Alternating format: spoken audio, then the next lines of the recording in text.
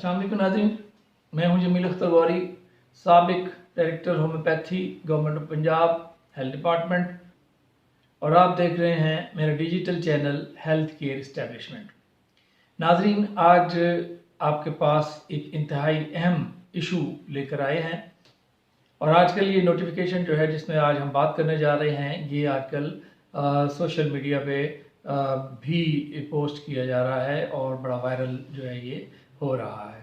तो बात करनी है आज हमने कि रूरल हेल्थ सेंटर्स की यार्ड स्टिक में जो होम्योपैथिक डॉक्टर की पोस्ट थी, होम्योपैथिक डिस्पेंसर की पोस्ट थी, हकीम की पोस्ट थी और एक दवासाज की पोस्ट थी, वो अभी इनकी जो यार्ड स्टिक कमेटी है उसकी मीटिंग हुई है 5 अप्रैल 2023 को, और उस कमेटी ने जो है वो डिसाइड किया है कि ये पोस्ट जो है वो इसके अंदर से निकाल दी जाए।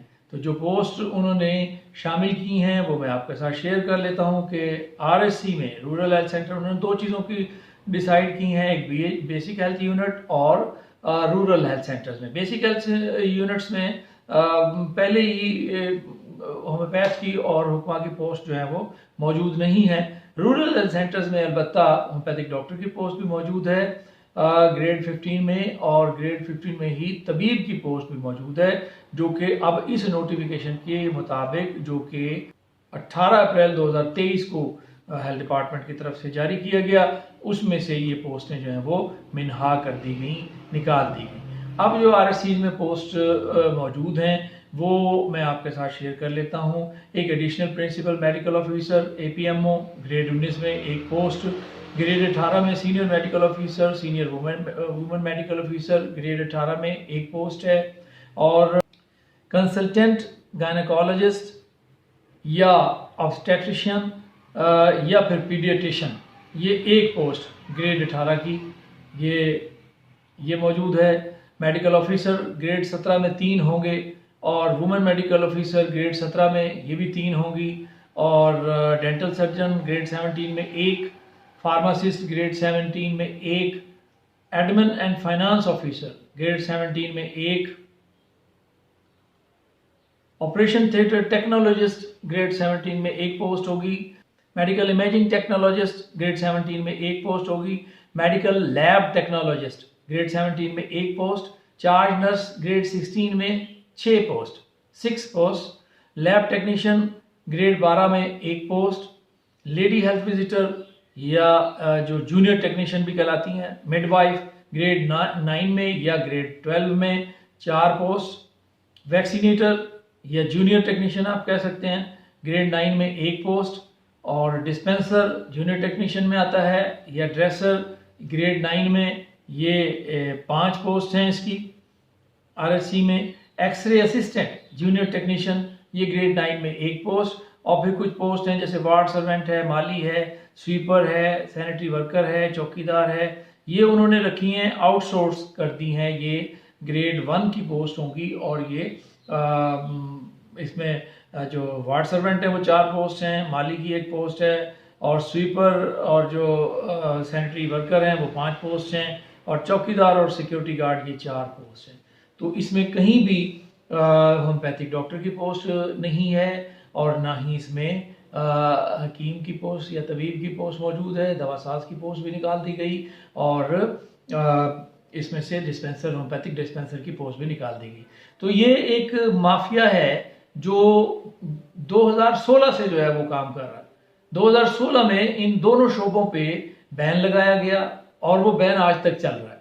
मुख्तलिफ लोगों ने कोशिश की लेकिन बेसूद, कोई भी इस बैन को जो है, जो इनकी रिक्रूटमेंट पे बैन लगाया गया था, और मीनवाइल एक डाइंग कैडर का लेटर भी जो है वो दरमियान में जारी कर दिया था, लेकिन वो लेटर तो उन्होंने विड्रा कर लिया है डिपार्टमेंट ने, क्योंकि डाइंग कैडर के खिलाफ 2008 में गवर्नमेंट एम्प्लॉइज ने जो है वो हाई कोर्ट में, Multan high court Multan bench में एक अपील दायर की थी, और उसमें वो गवर्नमेंट के खिलाफ जो है हाई कोर्ट ने फैसला दिया था। उन्होंने कहा था कि ये आप इसको ख़त्म नहीं कर सकते। चुनांचे वो कुछ लोगों को पता नहीं था, उन्होंने वो दोबारा एक डाइंग कैडर का लेटर जो है वो जारी किया, और जब उनको निशानदेही कराई गई तो वो उन्होंने डाइंग कैडर वाला तो वापस ले लिया, लेकिन जो लेटर बैन कर लगाया था 2016 में, वो लेटर विड्रॉ नहीं हुआ, आज तक विड्रॉ नहीं हुआ। नतीजा उसका ये निकला कि जो लोग भी रिटायर होते जा रहे हैं, बहुत सारे लोग रिटायर हो गए हैं, और जो रिटायर होते जा रहे हैं वो पोस्ट जो है वो वेकेंट होती जा रही है, खाली होती जा रही है और अबॉलिश होती जा रही है, ख़त्म होती जा रही। तो इसका मतलब ये है कि ये शोबा जो है वो बिल्कुल ख़त्म जो है वो किया जा रहा है। यानी जो 2016 में जो पॉलिसी थी, जो 2016 में जो गवर्नमेंट आई थी, और उसमें जो वो एक पॉलिसी जो बनाई थी, वही जो 2016 और 17 वाला जो सेक्रेटरी साहब हैं वही दोबारा से जो है वो मौजूद हुए हैं इस वक्त भी, और निगरान हुकूमत में भी, और उन्होंने उसी तरह के फैसले करने शुरू कर दिए हैं। तो ये पोस्ट जो है वो निकाल दी गई हैं इसके अंदर से। तो होम्योपैथिक की एसोसिएशंस जो हैं वो उनको चाहिए कि जी इसके खिलाफ जो है वो दरख्वास्त दायर करें, सेक्रेटरी को मिलें, उनसे उनको गुजारिश करें और वो इसको शामिल कराएं। अगर ये शामिल नहीं होते तो ये शोबे तो ख़त्म हो गए हेल्थ डिपार्टमेंट से, गवर्नमेंट की फैसिलिटीज़ में से ये शोबे जो हैं वो ख़त्म किए जा रहे हैं। हमने बड़ा फेस किया था जिस वक्त हमने ये सर्विस स्ट्रक्चर इनका बनाया था, गवर्नमेंट एम्प्लॉयज़ का, होम्योपैथिक डॉक्टर्स का, और उसके बाद हुक्मा का सर्विस स्ट्रक्चर हमने बनाया था। तो जिस वक्त इसको अप्रूव कराया था तो हमें बड़ी मसाइल जो हैं वो पेश आए थे। वो मसाइल जो हैं वो क्या थे वो आपके साथ थोड़े से मैं शेयर करना चाहूँगा कि हमने सर्विस स्ट्रक्चर बनाया। मैं जब असिस्टेंट डायरेक्टर था तो मैंने 2 मरतबा सर्विस स्ट्रक्चर बनाया और कोशिश की। डीजी ऑफिस में तमाम एलोपैथिक डॉक्टर्स मौजूद हैं, उनमें से कुछ लोग हैं जो प्रो होम्योपैथ या तबीब प्रो तिब होंगे, लेकिन ज़्यादातर अक्सरियत जो है वो इन शोबों को अच्छा नहीं समझती। तो उन दोनों मरतबा जो है वो उस सर्विस स्ट्रक्चर पे कोई कार्रवाई नहीं हो सकी थी। तीसरी मरतबा फिर जो सर्विस स्ट्रक्चर बनाया, तीसरी मरतबा वो उस वक्त बनाया जब मेरी ड्यूटी सीएम सेक्रेटेरिएट में लगी हुई थी। एज ए कोऑर्डिनेटर मैं जो senior political assistant to chief minister थे उनके साथ मुझे जो है वो लगा दिया हुआ था। तो वहाँ से फिर हमने वो मूव किया था। हमने वो फिर डीजी ऑफिस से मूव नहीं किया था, वो फिर मैंने सेक्रेटेरिएट में बैठ के बनाया था सर्विस स्ट्रक्चर, होम्योपैथ का भी और अतिबा का भी, वो हमने वहाँ से मूव किया था।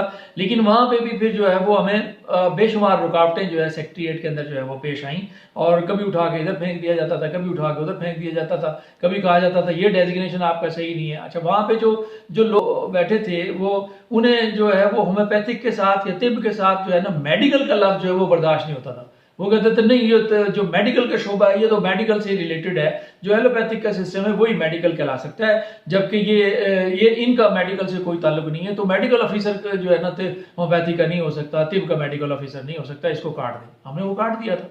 हमने कहा चले कोई बात नहीं, आप दूसरा कोई डेजिग्नेशन रख लें, वो कर दिया था। हालांकि जो हमारा एक्ट है यूएच प्रैक्टिशनर एक्ट, उसमें जहां भी होम्योपैथिक की बात की गई है, जहां भी तिब्बे यूनानी की बात की गई है, वहां सिस्टम ऑफ मेडिसिन लिखा हुआ है। तो वो कानूनी एक बात थी, लेकिन चूंकि हमने कहा कि जी अगर आप ये चाहते हैं तो कर लें, ठीक है। वो हमने एक समरी बनाई, सारा कुछ किया, लेकिन वो उसको रोलिंग स्टोन बना के कभी इधर कभी उधर कभी उधर फेंकते रहे और वो नहीं हो सकी।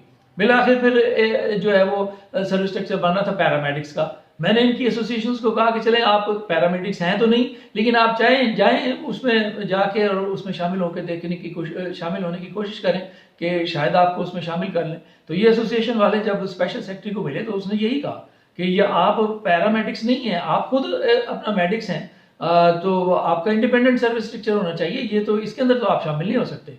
तो एसोसिएशन वालों ने कहा कि जी समरी हमने बनाई थी और सारा कुछ तो किया था, लेकिन वो कहीं जो है वो उन्होंने दबा दिया कि उन्होंने कहा जी वो तलाश करें आप। जब वो तलाश की तो डेंटल के शोबे से वो फाइल जो है वो मिली, वहां से मिली, फिर वहां से वो मूव हुई। और चूंकि मैं सीएम सेक्रेटेरिएट में था, यहाँ से समरी बन के गई, वहाँ पे सीएम साहब को अप्रोच की और उन्होंने एक कमेटी बना दी, पीएनडी की, प्लानिंग एंड डेवलपमेंट में भेज दिया। और उन्होंने कहा कि जी ये आप कमेटी में थे चेयरमैन पीएनडी बोर्ड और सेक्रेटरी हेल्थ और सेक्रेटरी फाइनेंस, इन 3 लोगों को कहा कि जी आप इस पर अपनी सिफारिशात दें।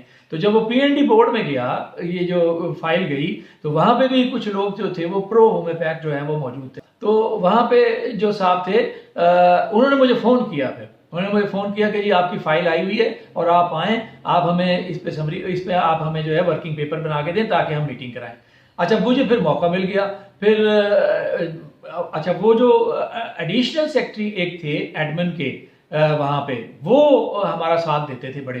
वो चूँकि टेक्निकल वो चूँकि ब्यूरोक्रेट थे, वो टेक्निकल पर्सन नहीं थे, तो वो कहते थे कि जी बिल्कुल ठीक है, आपका ये सर्विस स्ट्रक्चर होना चाहिए। तो जब हमने वो वर्किंग पेपर बनाया, तो उस वर्किंग पेपर के अंदर फिर वो एडिशनल सेक्रेटरी साहब जो थे एडमिन के, उनके साथ मिलके हमने फिर वही डेजिग्नेशन दोबारा से वही रख दी। होम्योपैथिक मेडिकल ऑफिसर ग्रेड 17 में, senior homeopathic medical officer grade 18 में और 19 में डायरेक्टर होम्योपैथी, वो हमने दोबारा से वही करके और वहाँ पे मीटिंग कराई, वहाँ पे अप्रूव हो गया और वो सीएम साहब के पास चला गया, सीएम साहब ने अप्रूव कर दिया। तो मैं ये बताने का मकसद ये है कि हर जगह पे गवर्नमेंट के सेक्शन में, गवर्नमेंट के उसमें हर जगह पे ऐसे लोग मौजूद हैं जो होम्योपैथी को और तिब्ब को जो है वो आगे बढ़ने नहीं देना चाहते। और ये अब इसका मुंह बोलता सबूत है कि ये जो इस यार्ड स्टिक में से इनको निकाला है इन पोस्टों को, तो इसका मतलब ये है कि अमली तौर पे जो है ये इसका सबूत मुहैया कर दिया गया कि आपका शोबा जो है वो डाइंग कैटर हो चुका है। हम तो पहले से ही सोच रहे थे कि डाइंग कैटर हो गया है, क्योंकि बैन जो है वो ख़त्म नहीं हो रहा, लेकिन अब उन्होंने कंफर्म कर दिया कि ये आपकी पोस्टें जो है इसमें से ख़त्म कर देगी। ये लम्हा फिक्रिया है होम्योपैथिक एसोसिएशंस के लिए, और उनको मैदान में आना चाहिए। बड़ी बड़ी एसोसिएशंस हैं, HPCA बहुत बड़ी एसोसिएशन है, PHMA पाकिस्तान की एक बहुत बड़ी एसोसिएशन है, इसके अलावा IHMA है, इसके अलावा बहुत सी एसोसिएशन, PHDA है, बहुत सी एसोसिएशंस हैं जो एक्टिवली अपना जो है वो काम कर रही हैं। तो मेरी उन तमाम एसोसिएशन से गुजारिश है कि ये मौका है, इस पे एप्लीकेशन लेकर सेक्रेटरी साहब से मिलें। सेक्रेटरी साहब से नहीं अगर हो रहा, साहब वो नहीं मानते, तो फिर चीफ मिनिस्टर से मिलें, और उनको मिलना कोई इतना मुश्किल बात नहीं है। आजकल केयर टेकिंग गवर्नमेंट है, और उनको कहें कि जनाब ये केयर टेकिंग गवर्नमेंट का काम नहीं है ये पॉलिसी जो है इस तरह की बनानी। ये मुस्तकिल गवर्नमेंट आएगी, वो अगर चाहे ख़त्म करना तो ख़त्म कर दे, और अगर चाहे रखना तो वो उसको रख ले, तो ये उस पर छोड़ें। तो अगर वो नहीं करते तो फिर आगे और भी रास्ते मौजूद हैं, वो अपनाने चाहिए। तो मेरी गुजारिश उनसे यही है। व्लॉग हम यहीं पे ख़त्म करते हैं, इसी बात पे ख़त्म करते हैं कि इन एसोसिएशंस को आगे आने चाहिए और अपनी जंग जो है वो लड़नी चाहिए। आज के लिए इतना ही। आइंदा व्लॉग तक मुझे इजाज़त दीजिए। अपना और अपने इर्द गिर्द रहने वालों का बहुत सा ख्याल रखिएगा। अल्लाह हाफिज़।